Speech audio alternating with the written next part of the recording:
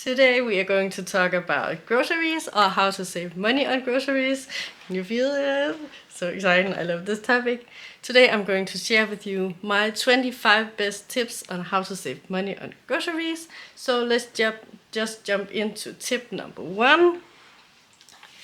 Use what you already have on hand. It's called shelf cooking. John Page is talking a lot about it. Look through your freezer, your fridge, and your pantry and see what you already have and make a meal plan based on that. Tip number 2 is to go through the catalogs and see what's on offer in the stores and make a meal plan based on that instead of just what you feel like, because maybe something is on offer this week and not on the next week. And tip number 3, plan your meals based on what you are going to buy anyway. Let's take an example. We are going to have 2 dishes that requires kale flour.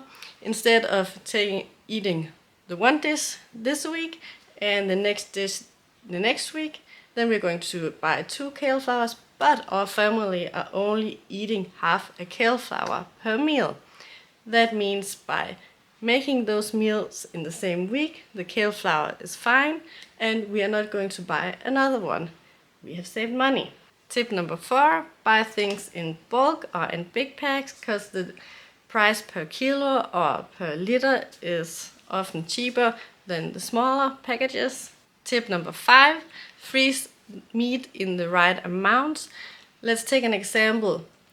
If we take ground beef, we are doing different meals with ground beef. Some of the meals requires 1 kilo of ground beef, and some of the meals only require 700 grams of ground beef.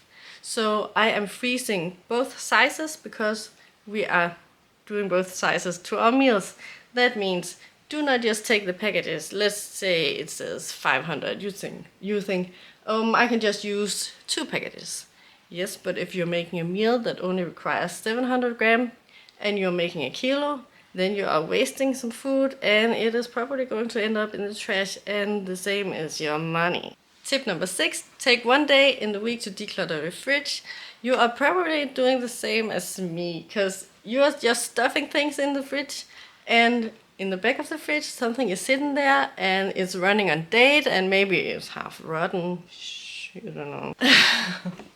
So make sure that you know what's in your fridge. Take 1 day of the week to declutter it, because in that way you're making sure that everything that's in the fridge is fine to use for the next week. When you're cooking dinner, make double portions, because in that way you can freeze half of it and you have a meal for another day. Let's take, for example, we have sports on Mondays and it's both in the afternoon and after dinner, so we are pretty tied up on Mondays. So having a freezer meal just to pull out of the freezer and heat it in the oven or something, or in a casserole, that saves us so much time. I have a window on, 1.5 hours from Haley is done with her gymnastics to Liam is going to be at Scouts. So there's a pretty small amount of time to make all this happening. So freezer meals is a way out to help out there.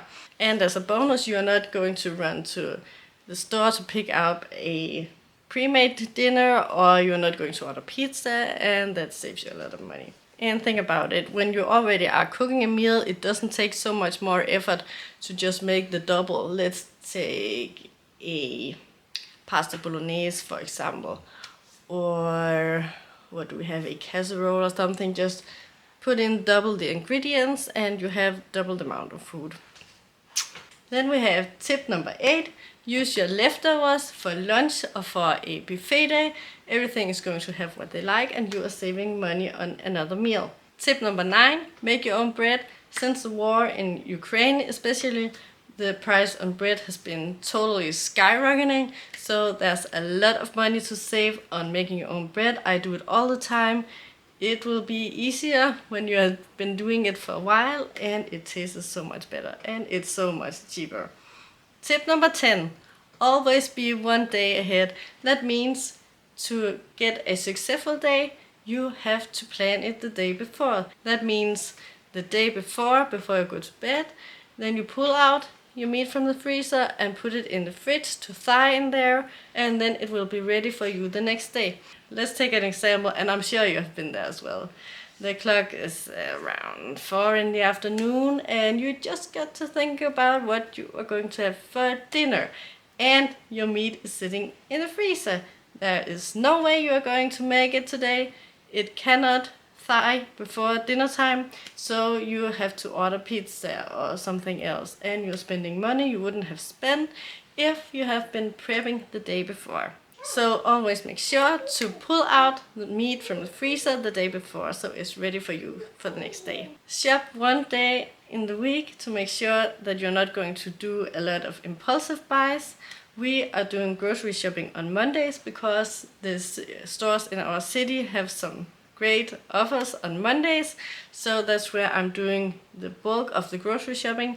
But we are also going to the stores on Fridays because that's where the kids usually get Friday candy.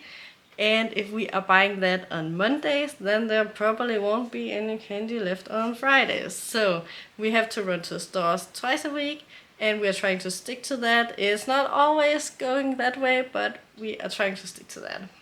Then we have another one here, and it is tip number 12. And that is private labels. And this can be a game changer for you. Maybe you're buying the expensive product because you're thinking that you are getting more quality in the product compared to the cheap one. But often it's not that way, and let me enlighten you here. When you're buying the cheap version, you are getting the product. There's not a lot of extra stuff around it, it's just the product that you're paying for. But when it comes to the expensive one, then there has to be money for marketing, commercials, wrapping, branding, all that stuff. Most of the time, I'm not saying it's always, because sometimes there is a difference between the cheap version and the expensive version when it comes to quality. But most of the time, you are paying for all the other things that has nothing, absolutely nothing to do with your product. That is all marketing. So buy the cheap version. You can look on the back on the item. Often it's the same company that has produced both the cheap version and the expensive version, and sometimes it's exactly the same ingredients that goes into it. So check on the back of the item and see what's in it. I think you'll be surprised, unless you already know this. Then you are really smart. But this one can really be a game changer for you. Buy the cheap version, the private labels, instead of the expensive one that is just all about branding. Tip number 13 is always cook from scratch. It's better for your body and it's better for your wallet. Do not buy takeout or pre-made dinners from the stores. Of course, once in a while it's nice to buy a pizza. Order a pizza and it will just come to your door and you can eat it without any effort. But if you're going to do that weekly or very regularly, it's going to cost you a lot of money. Let's take an example. You want to have some pancakes, so you are going into the store to buy a pre-made mix of pancakes. You can so easily mix that yourself. You don't have to have the pre-made one. Or it could be some cookies or a cake mix or something like that. That is filled with chemicals and other stuff that is not good for your body and your wallet. So make things from scratch. And now we have tip number 16, and this is probably one of the best tips that I have ever gotten when it comes to grocery shopping. Do not go to the stores when you are hungry. Because when you are hungry, you are more likely to buy impulsive buys. Then you just need a little snack or a cake or a cocoa or something that you wouldn't buy if you weren't hungry. So grab something on the way out of the door if you are hungry when it's time to go grocery shopping. Do not grocery shop while you are hungry. Remember that, that's important. Tip number 17. Have a list in the kitchen to write down the things that you need when you find out you need them. Otherwise, you are just running around and you find out, I am needing some salt here and I do not have any. And then you run to the store. and then you do some impulsive buys. Again, the more times you run to the store, the more impulsive buys you are likely to do. So make sure to have a list on hand in the kitchen and write down the items that you are running out of when you discover it, instead of running back and forth to stores.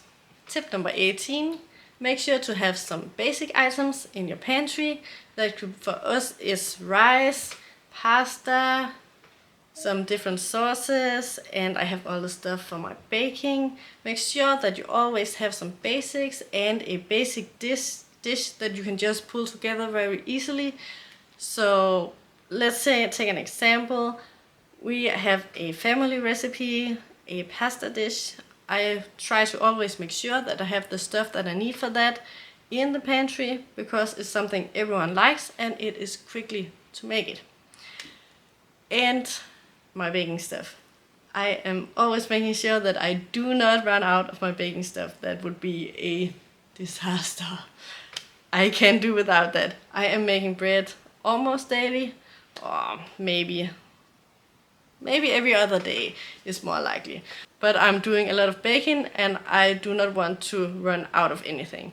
I do not think that I have ever been under 4 kilos of flour in our pantry, and I do not want to be under that. So make sure that you always have some basic items that you can use.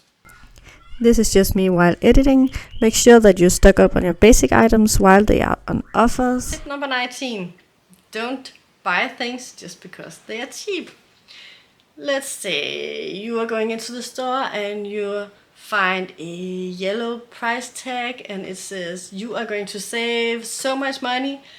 But in reality, if you haven't planned on buying this in your meal planning, then you are not saving money. You are spending money that you wouldn't have spent if it wasn't on offer. So that save this much, cross it out. You're not going to save anything. You are spending something that you wouldn't have. Tip number 20. Look at the price per kilo or per liter and not the price on the item. Let's take an example.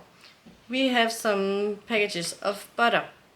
It used to be 250 grams, but then the company turned it down to 200 grams and nobody noticed. And we just paid the full price. So you have to be aware and be very awake and look at the price per kilo or per liter. Sometimes we can save a lot of money on the cereals. There can be 50% more in the box. And of course the price is a little bit higher, but we are still saving money. So make sure to look at the price per kilo or per liter instead of price per item. Then we have all the stop food wasting. You can buy the stuff that are close to running on date, but make sure that you are going to use it in the upcoming days so it won't go bad, because otherwise you are just throwing it down the trash and your money the same way. Tip number 22. Make sure that you stock your groceries the right way to make them last longer. Tip number 23. Make sure to organize your freezer and your pantry. I know that you're not going to do that every week, or maybe you are, then you're a superwoman. I'm not. My pantry right now looks like a horror movie. But I try to do this decluttering and organizing once in a while to make sure that I have a better idea about what I have in my pantry. So I'm not going to run to the store to buy something that I already have. But because that it was sitting on the wrong shelf or in the back of the pantry or something like that, I went out and bought something to a full price instead of using what I have and waiting until the item came on offer and saved money that way. Tip number 24, stretch meat. Meat is most likely always the most expensive part of the meal, and you can do that if you're making casseroles or wok recipes or something where you are chopping the meat or slicing the meat instead of a chunk of meat on every plate. And now we have the last one, tip number 25, buy frozen vegetables. I like the fresh vegetables better, But the frozen vegetables, they last longer and they're cheaper and they're easy to have on hand. So this was my 25 best tips on saving money on your groceries. So let me know if you have heard some of them before, if you are using some of them already, or if you are going to try some of them out. I hope you liked it. I hope that you would like to follow us here, and I'll see you again in the next one. Bye bye.